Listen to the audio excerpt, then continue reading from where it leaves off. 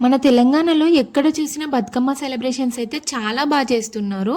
నార్మల్‌గా స్కూల్‌లో అందరం ఎంజాయ్ చేసే ఉంటాం. కానీ పెళ్ళైన తర్వాత కూడా మనం చిన్నప్పుడు చదువుకున్న స్కూల్‌లో ఎంజాయ్ చేసే ఛాన్స్ వస్తే ఎవరైనా వదులుకుంటారా చెప్పండి? నాకు తెలిసి అసలు ఎవ్వరు వదులుకోరు. నేను ఇవాళ మా స్కూల్‌కి అయితే వచ్చానన్నమాట. మా స్కూల్‌లో దసరా అండ్ బతుకమ్మ సెలబ్రేషన్స్ అయితే చేస్తున్నారు.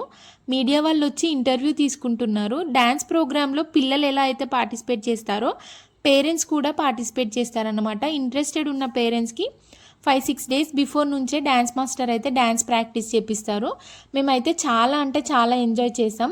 లోపల సర్కిల్లో ఉన్న వాళ్ళంతా స్టూడెంట్స్ అండ్ బయట సర్కిల్లో ఉన్న వాళ్ళంతా పేరెంట్స్ అండ్ టీచర్స్ అన్నమాట. ఇక్కడ మేమైతే కాసేపు దాండియా వేసాము. డ్యాన్స్ మాస్టర్ మధ్యలో ఉండి స్టెప్స్ చెప్తుంటే మేమైతే ఫుల్గా ఎంజాయ్ చేసామన్నమాట. ఇప్పుడంటే బతుకమ్మల దగ్గర బాక్సులు పెట్టి బతుకమ్మ ఆడుతున్నారు. కానీ ఒకప్పుడు అమ్మ అండ్ అమ్మమ్మ వాళ్ళు పాడిన పాటలతోనే బతుకమ్మ ఆడేవాళ్ళం.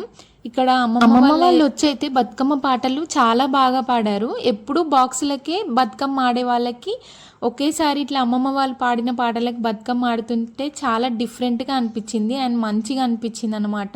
ఫుల్గా ఎంజాయ్ చేసాం. మాకు టైం తెలియలేదు. ఇంటికి వచ్చేసరికి 8:30, 9 అలా అయిపోయింది.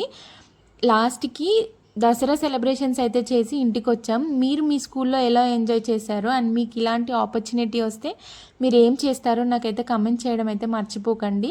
నిజంగా చాలా బాగా అనిపించింది అనమాట. వీడియో నచ్చితే లైక్ చేయండి అండ్ మన ఛానల్ని సబ్స్క్రైబ్ చేసుకోండి.